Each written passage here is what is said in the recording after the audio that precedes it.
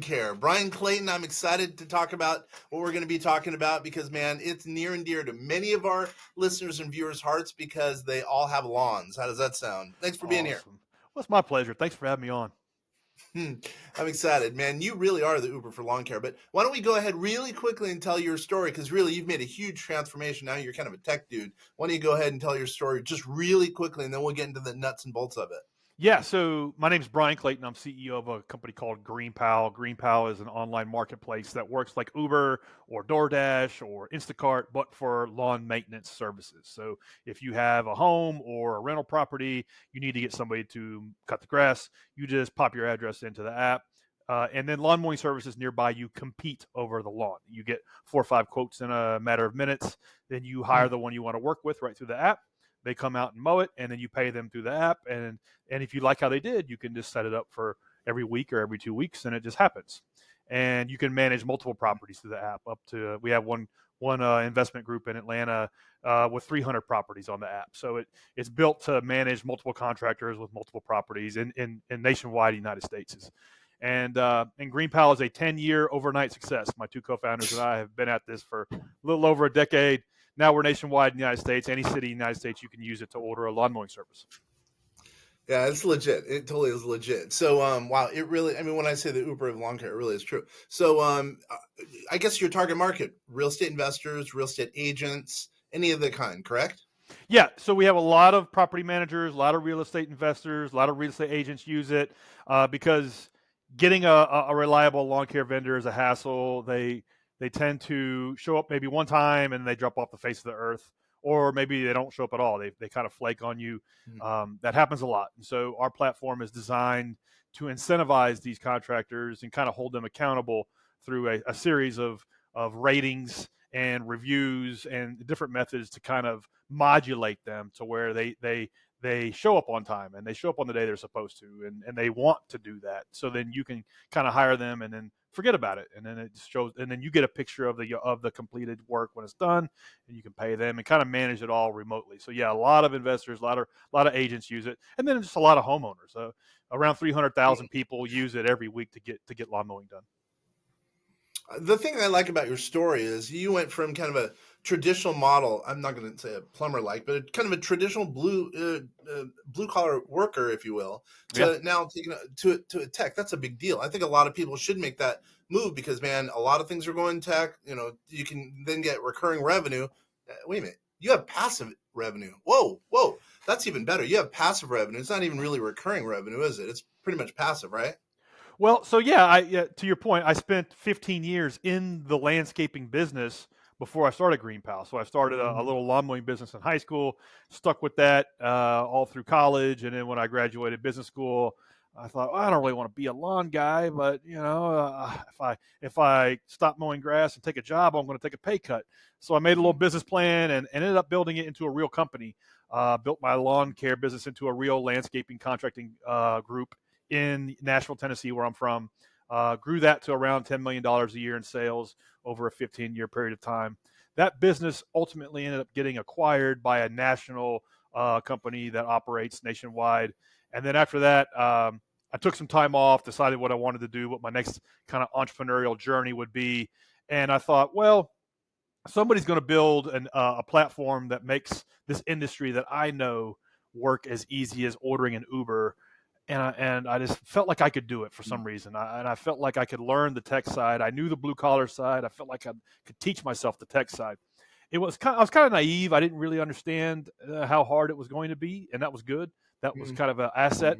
But recruited 2 co-founders, and we started working on the first version of the app. We teaching ourselves how to code, teaching ourselves the ins and outs of how to build software. And it took about 2 or 3 years, but we finally got the first version of the app built where you could push a button, get quotes, and hire a contractor. And I'm glad we did it. I'm glad we stuck it out because now, but it's a nationwide network that now we have hundreds of thousands of people using this thing that we've built. And I'm able to touch the mass market with a product that I've built. Where in my first business that wasn't possible. It was very much a business bound by gravity. It was a blue collar business, very much hand to hand combat. Whereas in the tech business, you can scale it almost to a limitless place, and that's a little more fun. It's very different. It's more challenging and it's more rewarding. Mm. Interesting, very interesting. By the way, you cut out a little bit, but so what are some of the kind of the challenges that have occurred? I know there's huge challenges. Give me a little bit more in depth kind of viewpoint of some of the challenges that you've had in making that transition from blue collar to white collar, or blue collar to tech, I would say. Yeah, yeah. Couple things. You would think the hardest part is learning how to code and learning how to design software and learning how to execute the building of the technology. That's what I Mhm. thought the hard part would be. My co-founder went to a software boot camp where he went all day learning how to build, learning how to write Ruby on Rails coding, and Mm. and he would build the software at night. And then I went to YouTube University and became the world's worst front end developer. And I thought this is the hard part, right? We're learning how to code, and and and so then we built the app, and then what I realized that if you build it, they will not come. That Mm. the hard part was actually getting 10 people to use the damn thing. The hard part was actually getting people to want to try it, getting people to check it out and to stick around, and to making it better and better and better and better to where they would stick around. That was 100 times harder than teaching yourself the technology, teaching yourself how to execute the tech. And that's what nobody told me that, And it's Mm. kind of like I'm from Nashville, Tennessee, and it's kind of like we get 100 people a week moving here wanting to be the next Luke Bryan, and they all I see it. They all think the hard part is learning how to write music and sing and perform live and getting a record deal. And really, the hardest part that's the easy part. The harder part is getting 10 people to show up at a show.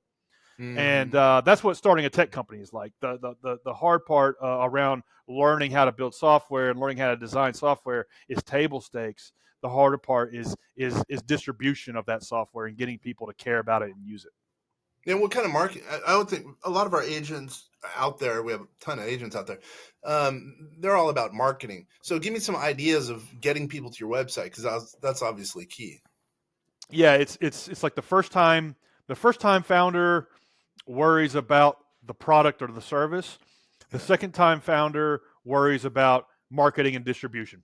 Totally. Yep. Because the second time founder is like, hey, that's all table stakes. It doesn't matter unless we can get this thing to move. And so you kind of like, it's not enough to innovate on what the product and service is. You have to Mhm. innovate on the distribution of it as well. Yep. And Yep. Yep. and so for us, we didn't know what to do, and so we tried everything. And so the first thing we did was we literally passed out door hangers all over Nashville, Tennessee. Serious? Yeah, 300,000 of these things in one summer, and that's how we got the first 1,000 people to use the app. We was just by good old fashioned hanging door flyers, and I think in the early days of whatever you're doing, you kind of have to do that. You have to do things that don't scale in order to figure out what it is you're going to do that will scale. And so that enabled us to get that early little bit of traction, the early little bit of liquidity, where we could talk to the people that were trying it out and ask them, how do you normally find a lawn mowing service? And they would always say, well, I'd ask a friend or a family member for a recommendation, but out of desperation, I'll go to Google and type lawn mowing service nearby me. We kept hearing that over and over and over again. And so we thought, well, okay, let's see what we can do to compete in Google organic search. And then we started peeling away the layers of that onion, and we started to understand, man, that's going to be really hard. Mhm. But little by little, we developed an inbound content marketing strategy around developing content around these little lawn mowing services in suburbs of Nashville. We couldn't compete for the main phrase of lawn mowing service in Nashville, but we could around Smyrna, Tennessee, Mhm. Hermitage, Tennessee, Goodlettsville, Tennessee. These are the little bedroom communities, and we would just create the best content around the lawn mowing service in these little bedroom communities. And we did Mm. that for a year, and painstakingly interviewed these guys and gals and created great looking like profile pages and content around their business and who they are and where they went to school and what made them different. Mhm. And slowly but surely, Google started to like that and started to show it when people were looking for a lawn mowing service in that part of town. And that's how we started to get traffic. And that informed our playbook, where we thought, well, we could do this in every little city all over the United States. And we did.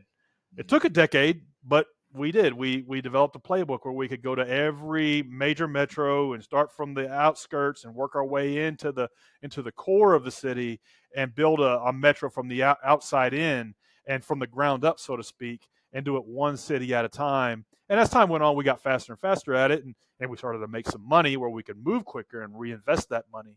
But that's how we did it. We focused the entire company on one channel, just inbound content marketing, and we bet the company on it. Holy macro! So tell me about a little bit more about the inbound, the content marketing. Tell me a little bit more about that. That's killer, by the way. Yeah.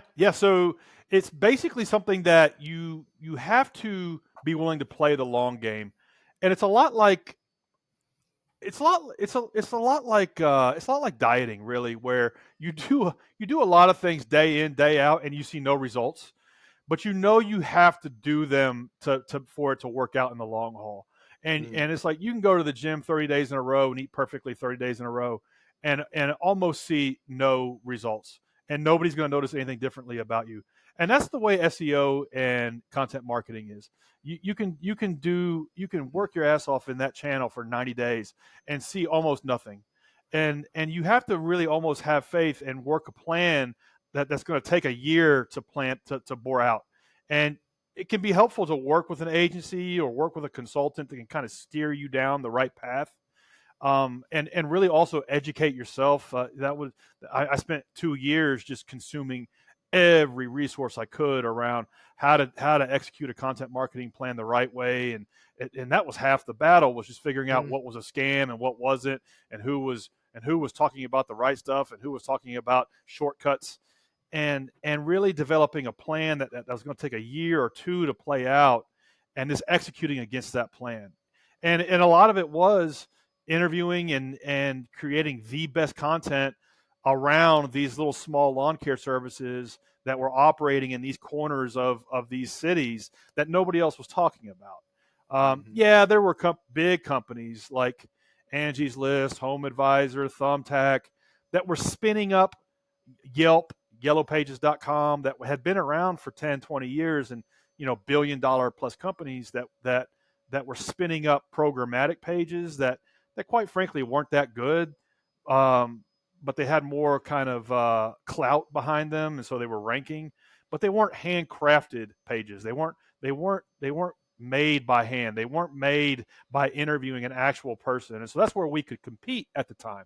We could just make higher quality content than these bigger companies could at a much localized level, and so that's what we did. And it took a lot of work, but we still do it that way to this day, 10 years later, and yeah, still do. And now we're one of the preeminent marketers of lawn care services in the world, and that's how. Yeah, and that's how we get 60-70% of customers that use our service is by typing lawn mowing service nearby me in Seattle, or lawn mowing service nearby me in Lincoln, Nebraska, or lawn mowing service nearby me in San Diego. We usually pop up on the first page for any one of those searches, and then the homeowner sees that, they're like, okay, yeah, let me look at these contractors, and they can hire that contractor through our service. So as you know, we do a lot of tax work.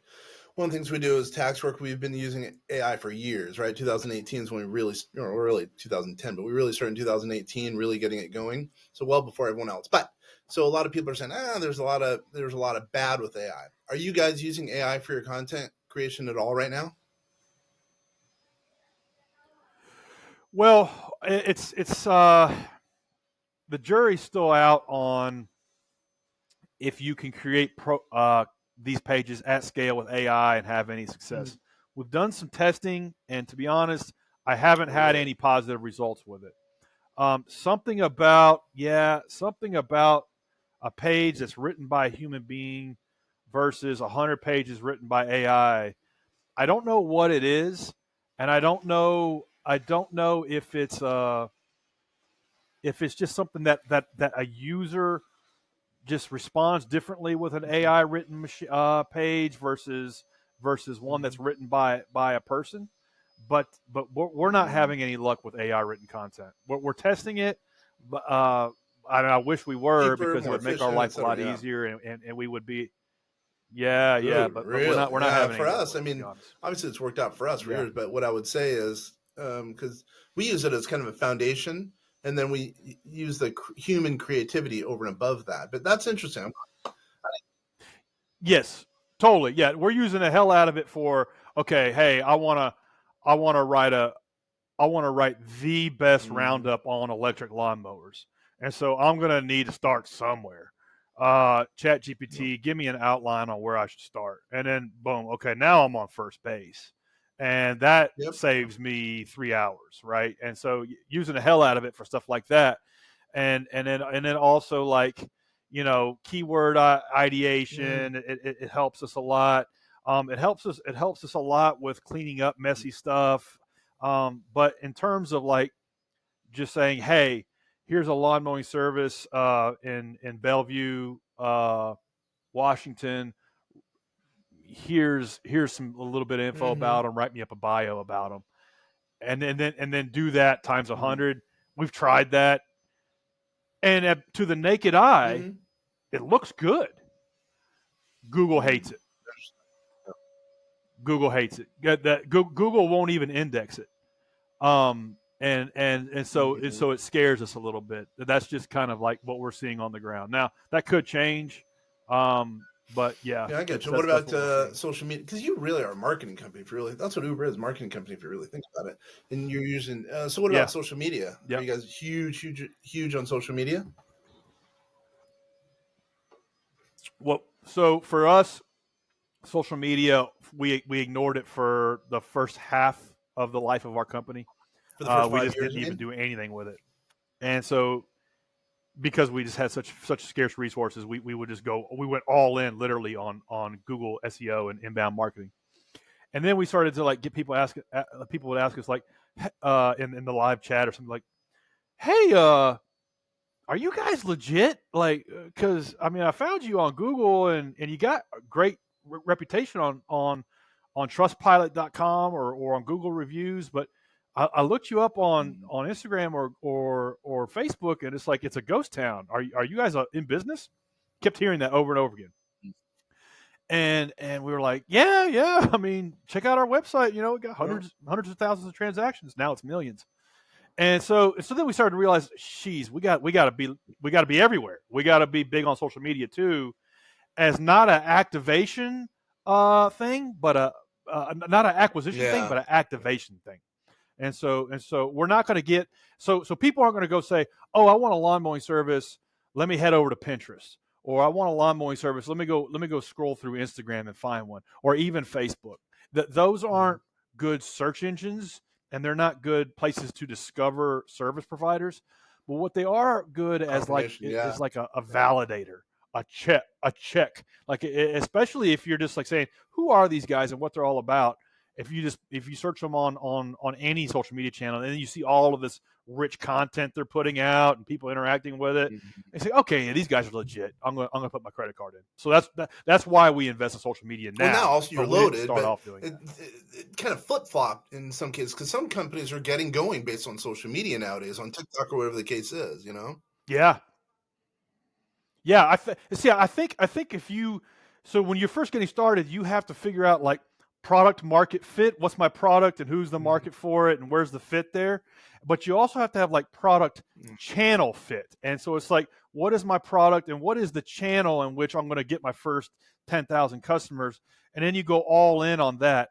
If you really try to dilute yourself and be good at all of these things at the same time, I don't think you're going to be good at any of them.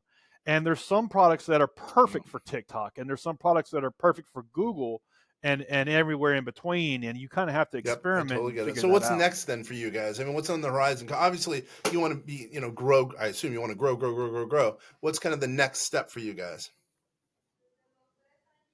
Mm. We got to be a household name, and we've been around 10 years, but we're still very much unknown, and so we got to be in the same conversation as a Instacart, a Mhm. DoorDash, and Uber. Now, in all fairness, we haven't raised Oh, any dude, outside you capital. bootstrapped we've the we whole funded thing? the whole business.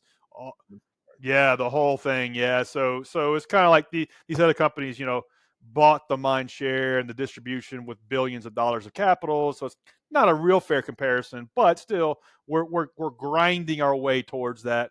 And we feel like once we get to 1 million people using it on a weekly basis, for some reason that just feels like we'll be there or almost there. So that's what's next for us is how do we get from 300,000 people using it to getting to 1 million people using it? We feel like we can get there in the next Look few at years, you. and that's what we're Nice. working on.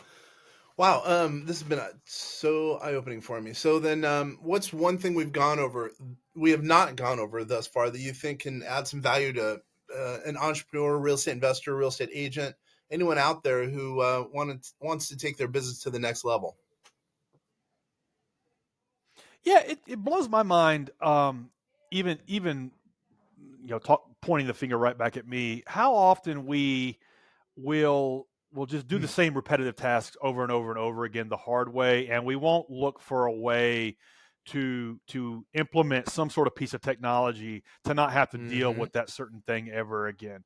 One of my favorite books about this is worth a read Yeah. is 4 Hour Work Week by Tim Ferriss. And even though that book's almost 20 years old, that book talks about automating a lot of things in your life and figuring out how to do that. And the thing is it's like it might take you 5 or 10 hours to implement a piece of software or a piece of AI and wire these things up or pay somebody to wire these things up. But then you never have to do that thing again 10 or 20 times in a day or a week. And so make those investments and maybe just pick off one a week.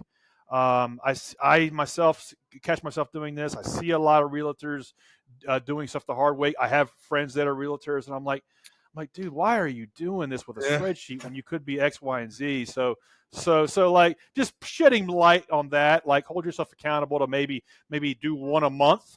What's one thing you could automate away out of your life so you can spend more time Yeah, I doing want to high leverage stuff? dovetail on that. Here, I got an idea. There's this guy named Michael Gerber. He's out of LA. I don't even know if he's still alive. He wrote a book called E-Myth, E-Myth Awesome book. Revisited, E-Myth for, I think, accountants, E-Myth for X, a whole bunch of different industries. And it basically talks about, well, here's an example, McDonald's. No one really goes to McDonald's because the food's great. It's Yep. because you know what you're going to get every time. There's been studies on that. Similarly, Yep. if you go to a restaurant and they have to make up the ingredients every single time, you're probably not going to like it. It's not going to be the same quality burger every single time. So if you automate it, systematize things as McDonald's has done, you're much better off because then you could sell the system at the end of the day. And plus then there's Exactly. so many elements to it that make sense because you're lowering your costs. Because if you systematize everything, someone at a lower cost can come in and do the easily systematized things. And then at the very top, that's probably where you're going to be. You're going to be more creative. Plus, you're going to have more time on the beach because everything's systematized. Yeah, systemization. Exactly. Hold yourself accountable. Pick one little thing, automate it, move on to the next thing. Don't try to do it all at once. That's where we all get overwhelmed. It's like, well, where do I even start? Pick one little thing and just pick them off one at a time. And next, if you do that over the course of a year, then you have an automated business. And yeah, E-Myth there's the holy It Bible really on does. this Look kind of at you. stuff. Look It's at you. And we timeless. use the Yeah, I software love we that book. did. Now we're using another one, but we use Process Street. And I don't know if you ever used that. Basically, it's automation. It was the first automation software that was out there, and it helps you to automate. Now we use our CRM. It's called Copper. We use Copper because it was integrated with Google because of the AI we were using back in the day. We use it to automate everything because, man, I want everything to be automated. Less things go wrong because it's automated. There's such a difference Yes. when things are automated. Plus, it's more fun because we only work half the year at my company. We're closed on Friday, Saturday, and Sunday, and then we take 10 more. I mean, we take a lot of days off because I want my team to be family oriented, have fun outside of work. And if we can automate things, it's so much better. Everyone's so much more happy. Totally, man. Life is too short to be spending time doing busy, dumb work that could be automated away. And spend the time, do the hard work once, and That's exactly go right. sit on Yeah, the yeah. Wow. beach. So it's obvious why you're so successful. Now I totally, totally get it. So then, what about for you? So let's talk about you. So what are your personal goals? So are you going to grow this thing? I mean, you personally. Well, like, what's the next chapter in your life? Because it's an interesting life. Yeah, when I sold my first company, I tried to Uh, retire and I couldn't. I stuff got existential real quick, and so then I made a decision. that I was just going to work on my next idea, and I was just going to work on my best Mm, idea moving forward, no matter what. And then I was going to work on it as hard as I could, mm, as long as I was having fun. And that simple kind of decision 10 years ago has taken care of a lot of bright shiny object syndrome, and it's made a lot of kind of like the grind of it go away. And so I'm having fun running this business. I've had some 100-hour weeks running it, but I really haven't worked a day in 10 years on it. So I'm just going to keep grinding on it until we can get it to 1 million people using it. That's a goal of mine. And then I'll feel like we have like begun to touch the mass market. For me, that's important. Something that has mm-hmm. reached that kind of scale. And if I once we reach the point where I'm not having fun running it, or if I suck at running it, then we'll sell it, or we'll get a professional CEO to run it. But I don't think we've gotten there yet. So yeah, I think every company reaches the point of the founder's kind of personal like limitations, and so I'm cognizant of that. I'm trying to grow, trying to evolve, and trying to better myself. And so if so long as I'm having fun doing it and I'm I pretty good at like it, it, I'm going to like keep it, going. like it, like it. So once again, what's the website? So hopefully people will go look for it, because I gotta assume your lawn care is unbelievable, because you're vetting everyone, et cetera, et cetera. So how does everyone find your company? Easiest way to get a great fit lawn care service at the touch of a button. Just go to greenpal.com, put your address in, you'll get 4 It or 5 literally quotes is back in a few that minutes. quickly. Yep, Ooh, that's that dude. quick. Wow. Do you have a personal website, by the way, or no? Um, Hello? I think I lost you. Can you hear me? uh, yeah, I can hear you now. But I don't have a personal website, but you can find me on LinkedIn. That's the best place to hit me up. Sweet. Wow, man, it's been a total pleasure. I'm going to ask for your time and another. I want to have a second time, maybe down the road. I don't know when, just kind of a check in to see how things are going, because I want to see how close you are to getting that the million users, because I think it's going to be fun to watch your journey. I'm Yeah, down. that Let's works. do All it. right. Let's do it in 6 months I or totally so. appreciate it. Once again, this is Kenneth French of vastsolutionsgroup.com. You're listening to the Vast Voice, telling business secrets to entrepreneurs. Really appreciate your time, and man, watch this guy's journey. It's a good one. Thanks for everyone. Thanks everyone. Dude, nice. Yeah. I say